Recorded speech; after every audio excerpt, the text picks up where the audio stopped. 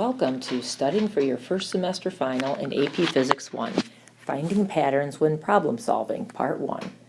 This is a three-part series, and the whole idea of this series of tutorials is to help you find patterns when you're looking at problems.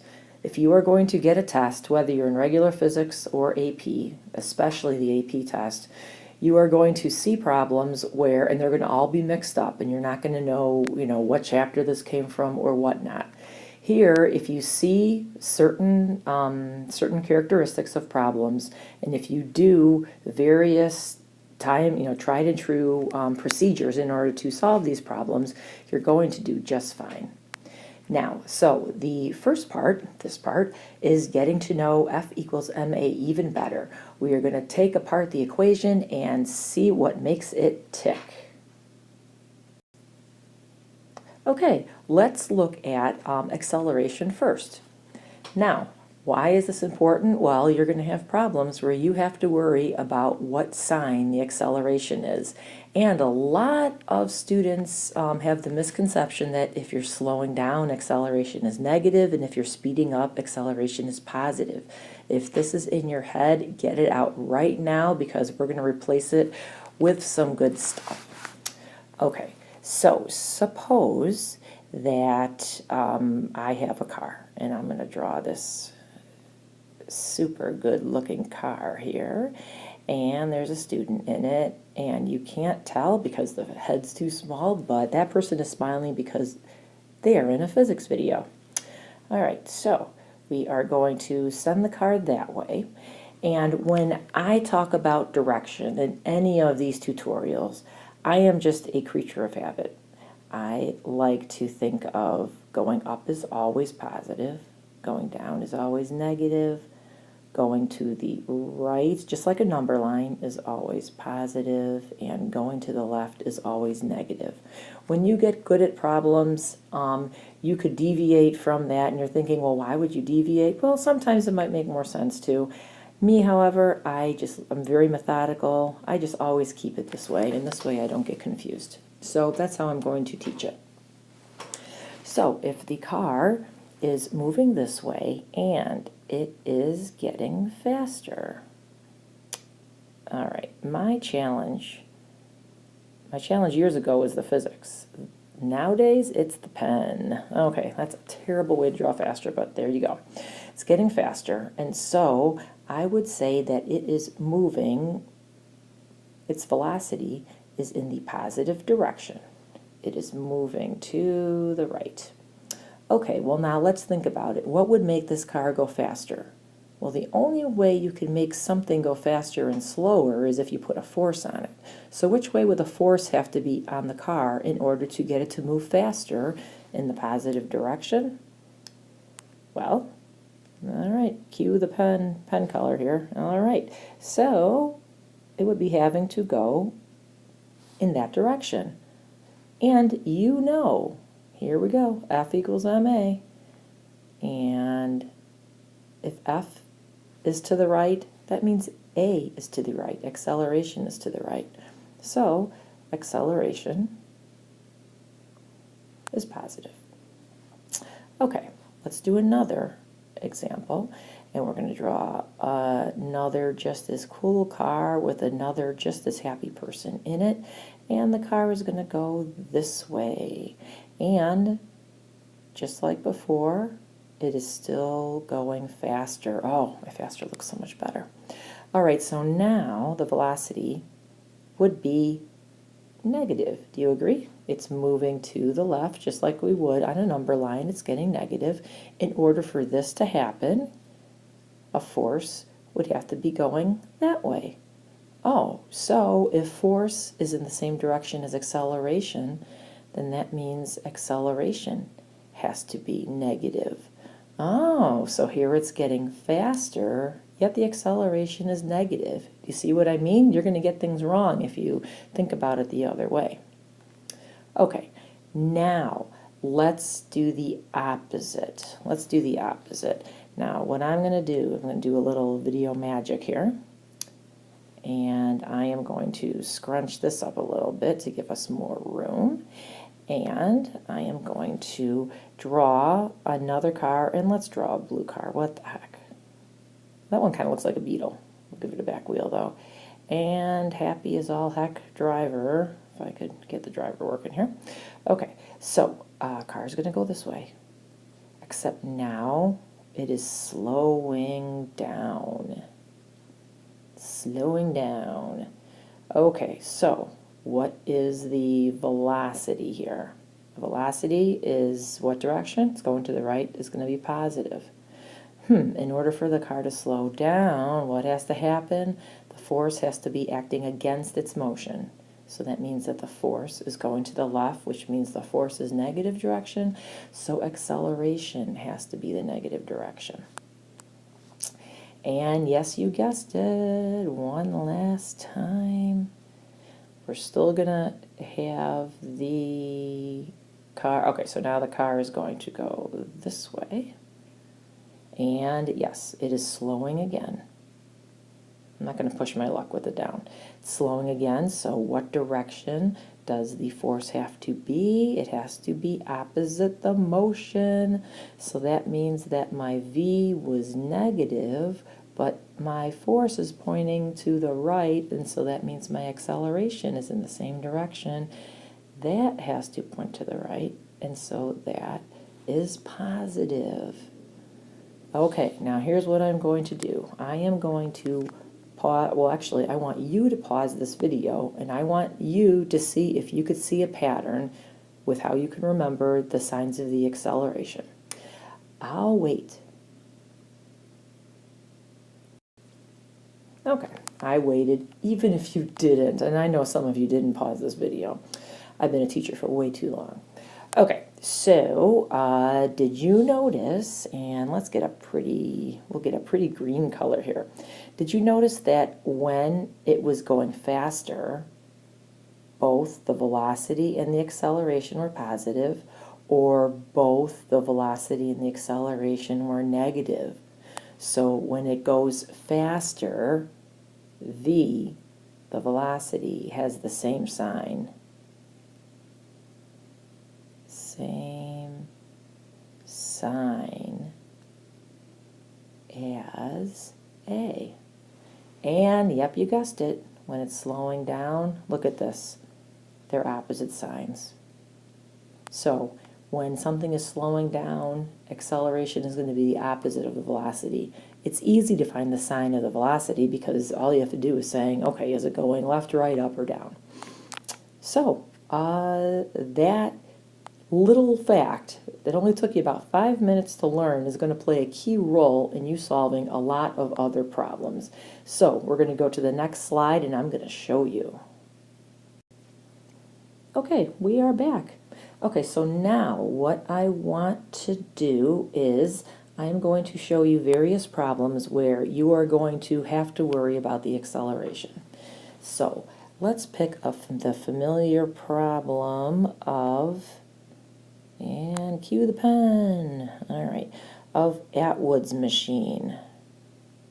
All right, now I know you AP Physics folks have seen this.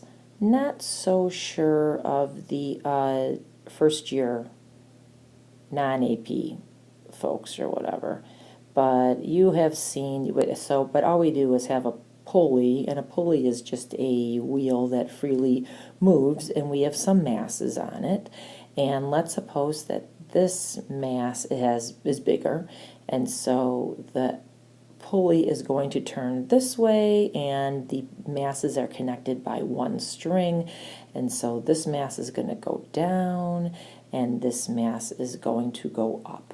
All right? Now, as I'm going to show you in the next slide, whenever you have a problem that involves forces, you're going to want to draw the forces on here. So we have the force of gravity, we have the force of tension from the string on here, okay? And what do you have to do? You have to think about the net force. Now, we are only working in the y direction, and in these problems, I like to take the sum of all my y forces. Some of you scholars out there might use Fy net instead of the summation. So now you have to decide, all right, F net, is it equal to MA, negative MA, or 0? Now you got to figure which, and the negative is not coming from the mass, let me tell you, it's coming from the acceleration. So you need to decide which acceleration is the correct one. Well, now that you know your trick, take a look. Which way is the, we did a free body diagram, and the equation is for this mass. Which way is it going? It's going down. Velocity, therefore, must be negative. And is it getting faster? Yeah, this is a bigger mass, so it's going to get faster and faster as it falls down. So what does that mean that the acceleration could be? I'll pause while you think. If you guessed negative MA, you are correct. Ta-da! All right, do you see how that, so there you're you're not memorizing stuff, you're actually using reasoning, and you can't go wrong with this. Is if you did it for this side.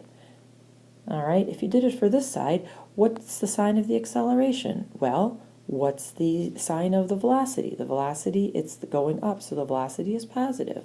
Is it getting faster? Well, they're connected by the same string, so if this bottom one is, if the one going downward is getting faster down, this one is sure getting faster up, so what do you know? The acceleration is going to be positive for this side. All right, let's do another one. Let's do another one where I know that all the classes have done this topic. Let's do centripetal motion. So we have, okay, I'll draw a nice circle. And let's suppose that we have a rubber stopper or something, or a rubber ball or something, and that is connected by a string, and it is getting flung around in a vertical circle. Many of the problems, you're going to have to find out the centripetal force on something. So you want to find, and we all know that the centripetal force is just the sum of all the forces on the mass. So what do we have? We have the force, in this case, we have the force of gravity, and I'm desperately trying to write this down here. So we have mg, and we also have the tension in the string. Okay, so we can get your net force and these are all in the y direction. Remember, we always have to pick a y or the x. And what is that going to equal? What is it going to equal? Well, okay, first of all, which way is the centripetal force? Which way is the net force pointing? Oh, well, the net force is pointing downward, right? The net force is pointing downward. So what's going to happen? What does that mean? Well, I do know that F equals ma. A is in the same direction as the force. If the force is negative or downward, then what is acceleration? Yep, you guessed it. I'm going to make this, here we go. I'm going to make this equal to a negative mac. AC is for centripetal acceleration. All right, what happens if the ball was at the bottom of its thing? Which way was the centripetal force then? Well, we all know that if something is moving in the circle, then the overall force on it, the sum of all the forces on it, is pointing toward the center of the circle. And in this case, what direction is that? Why, that is up. So if the force is positive and you know that the acceleration is in the same direction as the force, then acceleration is going to be positive. All right. Hopefully that is helping you out a little bit. And I'm going to squeeze these some more so you could still see them. And you know that you could always stop this, backtrack it, and listen to it again if you're not understanding something. Let's do everyone's favorite, elevator problems. All right. So now, usually this is the scale. I'm just going to put an S because I know I can't fit the word scale in there. And we have a person and they are happy. Why? Because they're in a physics tutorial. That's why. They have a big smile on their face. Now, this also goes for problems where you might have a mass and it's getting pulled up or down by a rope. Okay, same idea. The same, because really you could think of an elevator as getting pulled up and down by a cable.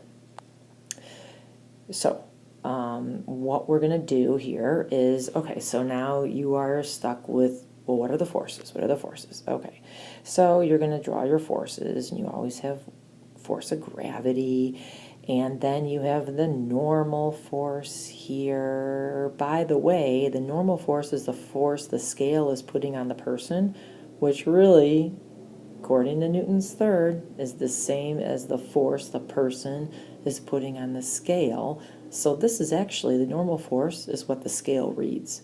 That's the toughest part about those elevator problems. You don't realize that. Once you got that down, now you're just going to use your rules for acceleration. All right, so let's suppose that the elevator was slowing while moving up. So let's suppose you are moving up to a floor. Okay, so you're moving up to a floor, but you're slowing down to that floor. Okay, so what is the velocity? You're moving up, so velocity has to be positive, right? And it's slowing down. What do you know about acceleration when it's slowing down? We know that the acceleration therefore has to be negative. Okay, what happens if the, let's suppose that the elevator is now, or let's even just take this mass so we give even fairness here. Let's suppose this mass is moving down. I really need to invest in a better pen. Moving down while slowing down. So let's suppose it's falling and you are slowing it down by pulling up on it. While slowing down. Okay, well then, if it's moving down, we know that the velocity is negative. Oh, and it's slowing down, so that means that the sign of acceleration has to be the opposite. Right there. All right, and you're going to set up your F equals ma equations, and I'm going to talk about that in the next section. But now you know what the sign of your acceleration is, and that is a big deal. Hopefully this is making sense to you. Okay, now at this page, we're going to look at the F net, or the net force, or the sum of all the forces. And you might be wondering, well, why is keeping in mind the net force so important? And I used F equals ma so much in these problems. Why am I doing that? Well, that is just part of a really good plan, a really good way to set up any problems that have force in them. So let's take a very, very basic problem.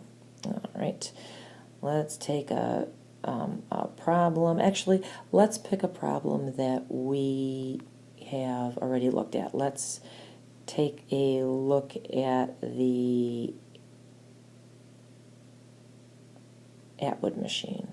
Okay, and we're just going to look at this string, and the Atwoods machine is going to turn that way. So the pulley on it is going to turn clockwise, and this mass is going to lower, okay? And suppose that you're asked to find or solve for the acceleration.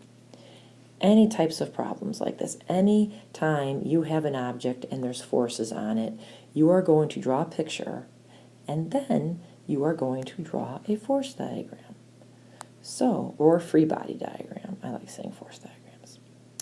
Okay, so here's your free body diagram. I like to draw a dot in the middle, meaning the center of mass, because we always think of the forces as acting on the center of mass in these cases.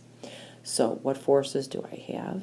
I have the force of gravity, which is the object's weight, and I also have the tension of the string. Okay.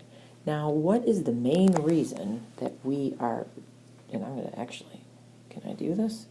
No. Okay, total breakdown here in the, all right.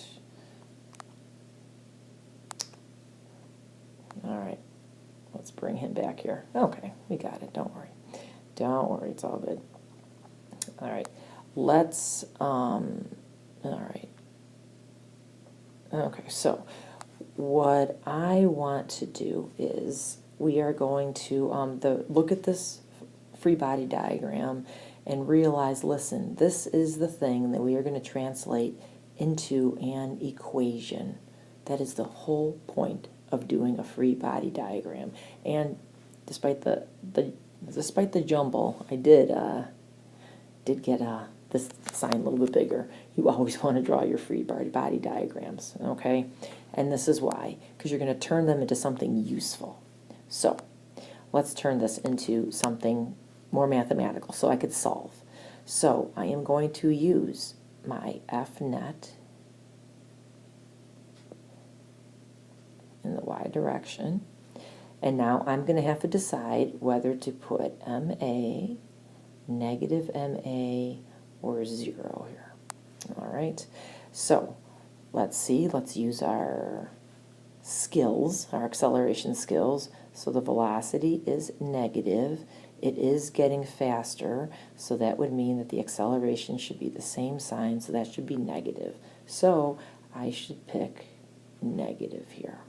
Okay, so now what do you do? Okay, you're like, big deal, I got this thing. How am I going to solve for anything? Well, you are now going to define what your net F net is, and that's really the sum of all your forces. So T is going up, so tension minus the weight equals negative MA. And so this way, you now did all the physics. You have an equation. If they gave you the values to find it, great. If they didn't, you have to use something else in the problem. But you have turned a picture that made you think about it into a free body diagram, and you have turned this into an equation. And that should be your pattern for solving any problem that has forces. Now there is the special case of when a net force is 0. And sum of all forces is the same as the net force. Certain teachers use certain subscripts, okay? So I just want you to get used to both. So the sum of all forces is the net force. What happens if it is 0? What does that imply? Well, what's the only time that F could be 0? Everything has mass, so if you have an object, this can't be 0, so the acceleration has to be 0. So that means if your net force is 0, then your acceleration is 0. What does that mean? That means you're not speeding up, you're not slowing down. This implies constant velocity. Now, you are going to encounter problems, and they are going to say, and most likely these occur in friction problems, they're going to say a box or something is sliding with constant velocity. You are going, or something is being pulled, and there's friction, and its motion is constant velocity. This means that when you write your net force equaling MA, negative MA, or 0, you are going to put 0, and that is going to help you solve the problem so much. So you always want to be aware of this word. Physics problems, especially the multiple choice ones, tend to have a lot of words in them, but each of those words has meaning, so don't just gloss over it and look for the numbers. It's important to look for the words as well. And how did this all begin here? We drew a force diagram. Don't forget that, because you drew a force diagram and you started with F equals MA, you now know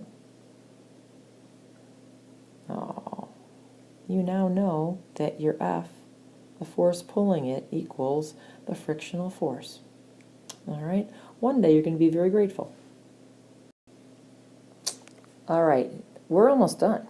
This last slide, well, the last instructive new stuff slide, has to do with looking at F net equals MA as a vector statement. And I've been saying the words, and you might not have even have realized it, but my question to you is, what do you know about the directions of force and acceleration? We used it in a bunch of problems, and so hopefully you caught on that if force is going in this direction, since mass doesn't have a direction, in order for both sides to be equal, acceleration has to be going in that direction too. So if you use the case, let's use the case where we have the rubber stopper getting flung around again, okay? If a problem asks you to which direction is the force acting, you might say, and you might have memorized, oh yeah, force always acts toward the center, so that's the force. Now they might be asking, well, what direction is the acceleration? This one, not as intuitive. It's not really, you can't really, I mean, the force, you can kind of think about it. You're pulling on it with a string. Acceleration, not as intuitive, but if you realize if the acceleration is the same direction as the force, you're in good shape. Now, just for kicks, we are, just as the sign suggests, we are going to go crazy, and we're going to add vectors in the velocity vectors in the mix. So, especially for centripetal motion, so let's assume that it's going this way. Okay, so it's spinning around this way. The velocity vector is tangential to the path, and so it's going to go that way. All right, now there was a real reason that I brought up velocity, and I want to go back to the basic definition of acceleration, and that is the change in velocity over a change in time. This triangle here means change in. More specifically, this change in this triangle, it means final minus initial. So whether it's V or P or X or D, it's always final minus initial. So let's suppose that it is spinning around in counterclockwise. Let's say that's the initial. And let's suppose that this is the final. All right. So, and when you have, we're talking about uniform circular motion, so that means that the speed is staying the same. So the size of the vectors, even though, well, they basically look the same, they should be the same. So if I am going to add these vectors, or more specifically, if I'm going to subtract these vectors, and believe me, there are at least a couple problems always on the AP that has this. You're going to take your final vector, final velocity, and now if we were going to add the initial velocity to it, we would be adding it, we would be saying, okay, well, I'm going to add it and I'm going to go this way, correct? Okay, but instead we are subtracting it, so we got to go the other way because we're adding the opposite of it. All right, so I am we're adding the opposite of it, okay, and so that is going to be my initial velocity. Well, what is the resultant? You start at the butt of the first, go to the nose of the second, and if you were to put this on this diagram, this would be pointing toward the center of your circle. And what is your change in velocity divided by change in time? It's acceleration. Change in time doesn't have any direction, so this would be the direction of the acceleration. It is pointing toward the center. That's where it comes from. This trick definitely comes in handy in a variety of different problems. You made it. Okay, let's just do a quick review here. Whenever you have a problem and it has forces, you're going to draw a picture and you're going to draw a free body diagram. Sometimes your free body diagram can be on the picture. A lot of times it's nicer if you take it outside. Second, you're going to write F net equals MA, or you are going to write the sum. Oh, there we go. Sum of your forces equals MA. Okay, that's the general equation, and you are going to use it for the x. So you're going to write an equation for the x direction, and then you are going to write a F equals MA equation for the y direction, and you need to decide the sign of your acceleration. So don't just writing MA all the time. You need to decide if it should be MA, negative MA, or 0. All right? That's the whole purpose of drawing your force diagram, is so that you can translate it into an equation, and you're going to translate it into an equation using F net equals MA. So now you're going to write your x equation by finding all the x forces and summing them up and setting them equal to your MA, negative MA, or 0. And then you are going to find all your y forces, and you are going to plug them in, and you're going to set them equal to MA, negative MA, or 0. And now you have, most likely in most problems, 2 equations. Hopefully you have 2 unknowns, and you could solve from there. Getting the sign of the acceleration is a big deal. I wrote down the nice little rules for you right there, but it really helps if you know why. Memorizing is great, but understanding what you're memorizing is even better. Always remember, if the words constant velocity are in a problem, you always jump to no acceleration, and always remember that force is in the same direction as the acceleration. Now, I hope you got something out of this video. If you did, and even if you didn't, try another one. In the next part, we are going to view proportional thinking problems. And proportional thinking is where your teacher says, okay, well, if you have x, what's going to happen to x when you double y? So, and there's a bunch of problems that you're going to encounter with this, not to mention physics teachers love these kinds of problems. All right, we made it to the end. And always remember, hard-working scholars can do anything.